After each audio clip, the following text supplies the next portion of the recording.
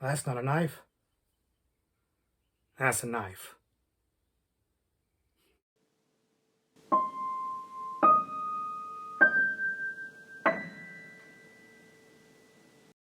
Hello, everybody, and welcome back to the Horror Movie Syllabus. My name is Professor Victor, and I'll be your host as we go through all the essential, noteworthy, interesting, and notorious modern horror films. If you're new to the channel, I recommend you check out the introduction video. There's a link to that in the description below. It'll give you a pretty good idea of what we usually do at the Horror Movie Syllabus, which is look at a particular subgenre of horror and then pick 3 movies from that subgenre to explore. But that's not what we're doing today. Today we're continuing our exploration into recommendations made by you guys, the viewers, when you leave comments to my videos. For those of you that have been watching for a while now, you know that I like to ask you to make your recommendations in the comments, your picks for particular subgenres. And when it's a movie I haven't seen, I write it down. I've been keeping it on a list. It's a list you can find at horrormoviesyllabus.com. And my plan is to go through that list and check all these movies out that you guys recommend, because you guys make some really good recommendations. And I figured, why don't I share with you my thoughts on your recommendations? So that's what this series is all about. Now, lately, I've been focusing on movies that were recommended by more than one person, and that's not the case here with the movie Cut. Cut was recommended by a couple of people. Thanks, Sarah. Thanks, Uncle Pete. And it's a movie that should be right up my alley. It's an Australian slasher movie, and for those of you, again, that watch the videos regularly, you know that I love me some slashers, and I really, really like the Australian horror that comes out. So expectations are a little bit high for this movie, even though reputation-wise, doesn't sound like it has the best reputation, but I don't know anything about it, so I'm just going to go in and check it out, and that's what I did. And so I figured I would go ahead and give you guys my thoughts on what I liked about the movie, what I didn't like about the movie, and whether or not I think it's worthy of being on the horror movie syllabus. So why don't we go ahead and get started with that right now.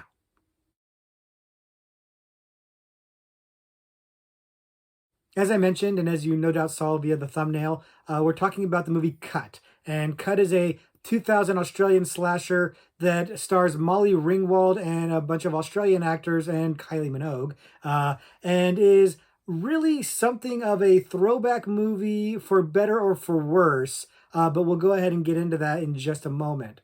If you're not familiar with it or if you haven't seen it, Cut is the story of a cursed movie production. A slasher movie that was being made in Australia wound up having some deaths associated with it and got shut down. And years later, a bunch of film students want to go ahead and pick up the movie where it left off and try to finish it. But of course, the curse of the movie is something to be concerned about. And sure enough, a killer starts terrorizing the production, and hijinks abound, as I like to say, because I don't like to spoil movies, and I won't spoil the movie here. The thing about Cut is that it is an unabashed slasher. It is definitely a movie that is paying homage to and embracing the slasher tropes, the slasher formula, the slasher motif. It's a slasher through and through.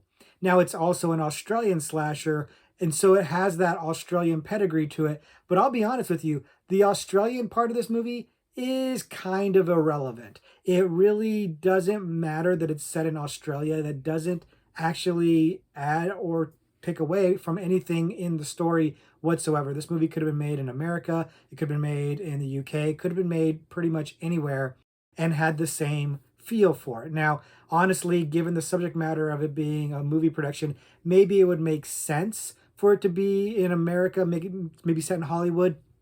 And it is kind of a bit of a missed opportunity that they didn't really explore the Australian film industry a little bit more in the movie. I would have liked to have seen that. And I gather maybe there's not enough budget for that in the movie, or the movie just didn't have that kind of ambition. But that's a missed opportunity, because the Australian film market, in particular the Australian horror film market, is interesting. There's a lot going on there. They're cranking out a lot of really good movies. We've talked about them in our Australian horror movie video. And that was a missed opportunity that I would have liked to have seen explored a little bit more.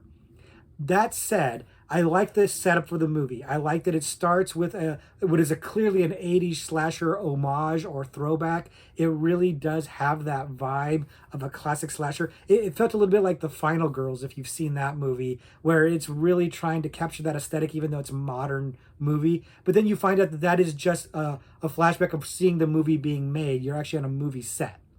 So right off the bat, you go from this homage throwback style to more of a meta take on the movie. You know, it's a movie within a movie, and suddenly you're in Scream territory or Scream knockoff territory. And that is kind of where the rest of the movie goes. It's not exactly a Scream knockoff exactly. It's not trying to be Scream, but it does have some Scream envy. It really does want to be that kind of meta, snarky take on the film industry, horror movies, things like that. And it's somewhat successful in doing so. The problem, of course, is it's not as successful as Scream. It's not as clever or as witty as Scream, and it doesn't feel as fresh as when Scream did it years earlier. So that is both a benefit and a detriment to the movie in that, if you're doing a Scream knockoff, if you're trying to be, emulating Scream, which is a movie I love, that ain't a bad thing. But if you're also paling in comparison to it, it kind of undercuts your movie feeling fresh and original. So both a pro to con, both put something on the table and took it off.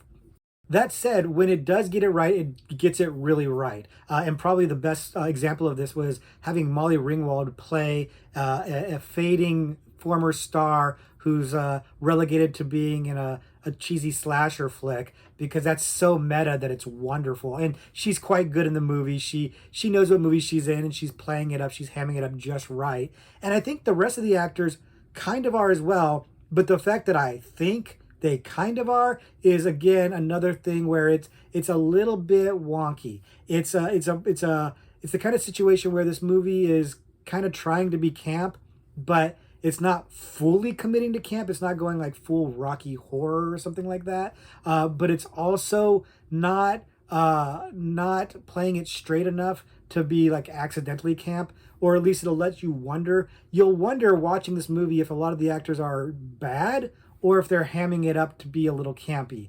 I think it's the latter. I don't think these are bad actors. I think they're trying to be a little cheesy, a little hammy, a little bit big, and sometimes it works. And sometimes you're just kind of wondering if they're bad. And that's kind of the issue that permeates this movie in general, is like it's just kind of on the fence. It hasn't fully committed to being an out and out romp, but it hasn't tried to really embrace being a straight serious horror movie. It's trying to be like a horror comedy, but the balance isn't right. The mix isn't right. We've talked about this when we talk about horror comedies, that it's not easy to find that perfect balance of horror to comedy. In this movie, it's a little bit off. It's a little bit heavier on the comedy, I feel.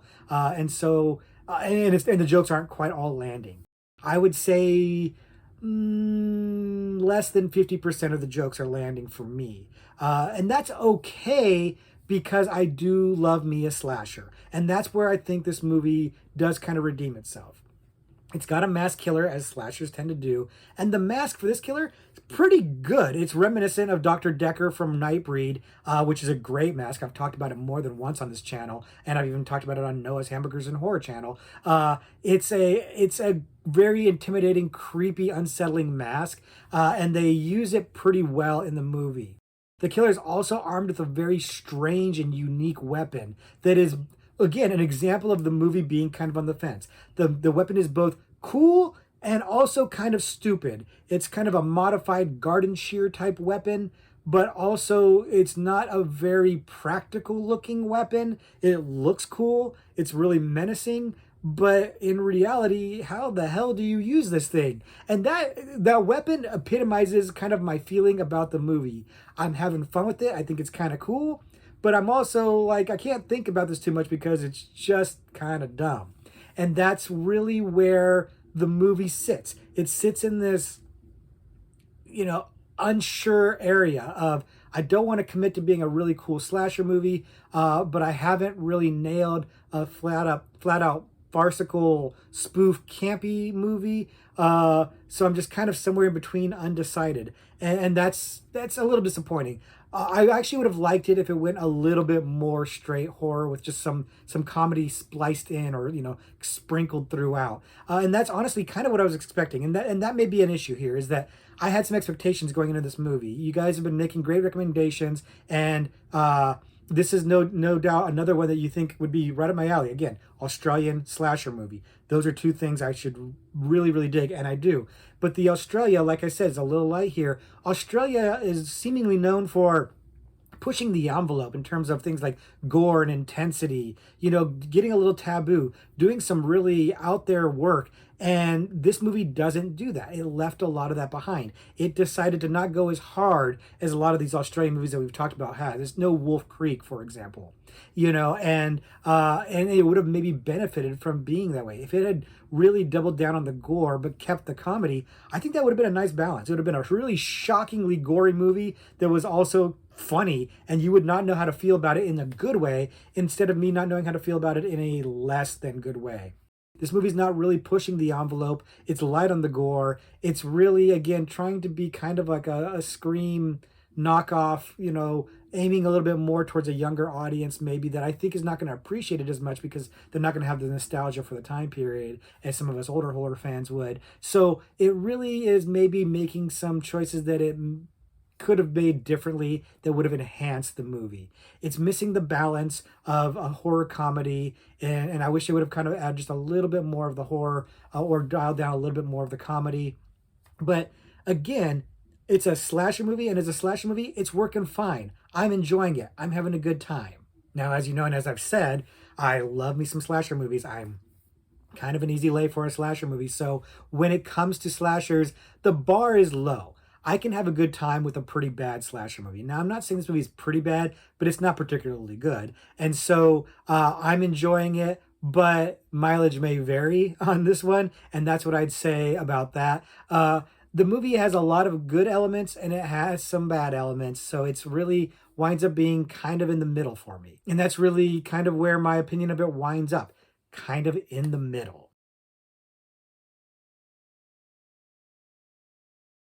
So now's the time we ask, is it syllabus worthy?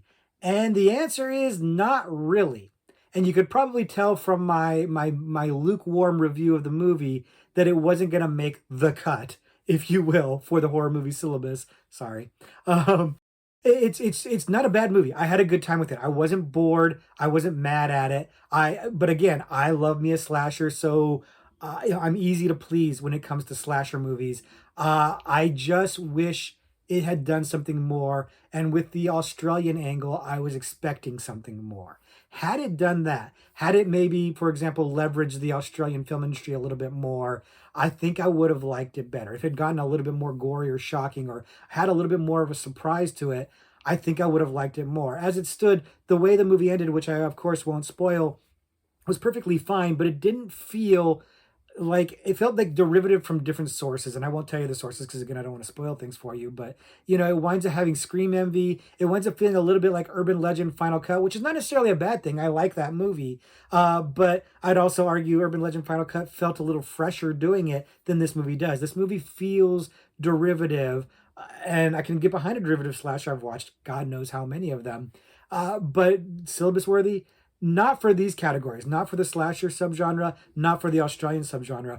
If you've seen those videos, the movies we talked about there are really great. Those are hard subgenres to crack. And if we don't to talk about something like the meta subgenre, the 90s Scream knockoffs, things like that, the postmodern one, even there, the competition's too stiff. There's too many good movies going on in those subgenres to really warrant giving this one a spot at the expense of one of those other movies. There are better slasher movies out there. There are better Australian movies out there. There are better meta movies out there. We've named a bunch of them in this video, that you should spend your time on before you spend the time on this one. And I know that that's not exactly a hot take. This movie, I looked it up after watching it. It's not a beloved movie. It's pretty lowly rated. In fact, Sarah, when she recommended it, even said she thinks she's the only person who likes it. I like it too, Sarah. I just don't love it. And I wouldn't put it on the syllabus. It's perfectly fine. It's a fine, good time. It's the kind of movie that maybe if some drinks and friends would make a good time with it, but it's not particularly like so bad it's good. It's not really even into that category. It's just perfectly fine. And there's nothing wrong with perfectly fine, but it doesn't generally make the syllabus. That's really kind of where I'm at it. And that's, I think, what most people's opinion of it would be. Either you're not going to like it, or you'll think it's fine. I don't think you'll love it. I mean, Sarah, you tell me, did you love it? I don't think you loved it. I don't think there's anything in there to love other than maybe, maybe Kylie Minogue, because Kylie Minogue is amazing. I mean, I'm more a fan of the music probably than the acting, but it was a welcome sight to see her here. But don't get too attached to her. But the movie had the ingredients to be something surprisingly great, and instead wound up being fine. Again, nothing wrong with that, but it doesn't make the syllabus. So that's that. I don't feel like you wasted my time with this recommendation. I'm glad you made it. I enjoyed myself watching it, but this is one that, again, didn't make the cut. Yeah, it's a bad pun, and I'm using it twice. You know what? Come at me, I guess. uh, so those are my thoughts on the movie Cut. Your recommendation. Again, lukewarm, but not a bad time, but it doesn't make the syllabus. And I was glad to have watched it. I enjoyed it, but not enough. But now it's time for us to look at another horror trivia question. Those of you who watch the channel regularly know that this is the time where we look at horror trivia pursuit. We pull a card, read a question here live on the air, and I try to answer it here live on the air without cutting, so you guys can tell if I got it right or not, and you guys can play at home, be honest. And yeah, let's see what the question is. We're going to go to the killer category because, it's a slasher movie. Makes sense. So, the question is this. What co-director of The Red Shoes from 1948 directed 1960's Peeping Tom?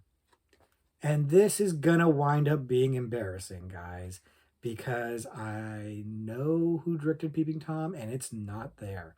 I mean, it's not something that I like sit with, that I know really well, but I was doing all this research for the horror movie syllabus when I was first putting it together before I launched the channel. And there was, as you guys know, some movies that were pre 1970, which is the cutoff for the horror movie syllabus, that I decided to include because I felt like they were important enough. And one of the ones that was considered but ultimately rejected for that was Peeping Tom. And when I did the research on Peeping Tom, I clearly saw who directed it. I've seen the movie. It's a great movie. Like I said, it was under consideration for being an exception to the 1970s cutoff. But I'll be damned if I can remember who that is right now. And the funny thing is, The Red Shoes is a movie that I just recently ordered on DVD to come. Hasn't come yet. And so this is the hilarious serendipity if I had just gotten the movie and watched it, but the question came like a couple days too early. So I don't know the answer to this question. It's obviously not Alfred Hitchcock, because that's the whole thing, is the Peeping Tom came out the same year as Psycho, and there's some debate that Psycho often gets credited as the first slasher, but Peeping Tom actually predates it, if I recall correctly, and that was why I considered talking about that on the channel. Guess we're talking about it now. Oh man, I don't know the name of the person. It's just not there. And I'm trying to think of 1960s directors, and I've got nothing. And I don't think it was somebody who's particularly famous for anything other than like Peeping Tom and I guess Red Shoes. I don't even think I realized it was the same director. So I'm just gonna like make up a name. I don't know. Like, I've given you guys plenty of time as I rambled on to kind of come up with your own answer. I'm gonna make up a name. I'm gonna say Peter Mitchell. I don't know. Which, I was gonna say I don't know where that name came from, but then I realized I just watched Top Gun recently because that new Top Gun's coming out, and that's Maverick's name, Pete Mitchell. So I think that's where it came with. But that's my answer. Live on the air, man. My answer is Pete Mitchell, who is a fictional character in a movie about Navy fighter pilots. This whole thing has gone sideways. Let's go ahead and just get to the answer and put me out of my misery. The answer to the question is Michael Powell. And the other co-director of The Red Shoes was Emmerich Pressburger. So Michael Powell is the name of the director. And honestly, I'll be honest with you, even hearing the answer right now, it's not like it's turning the light bulb on. It's not like, oh, of course, that's the guy who directed it. I feel like I know that, and I feel like I've even had a conversation with somebody about Michael Powell and other things that he's done, and I remember thinking, oh, well, he's done more than I thought, or something like that. But all of this is just not there. It's not there in my head. It's just not there. So embarrassing week for me this time with the trivia question. Did you guys get the answer? Did you get Michael Powell? And if not, who did you guess? Did you guess Goose? Did you guess Goose from Top Gun? Let me know below what your wrong answers were, and let me know if you got it right. But that's all we have time for this week. Hope you guys enjoyed it. I hope you guys have some thoughts on Cut. If you did, leave some comments down below. Tell me what you think of it.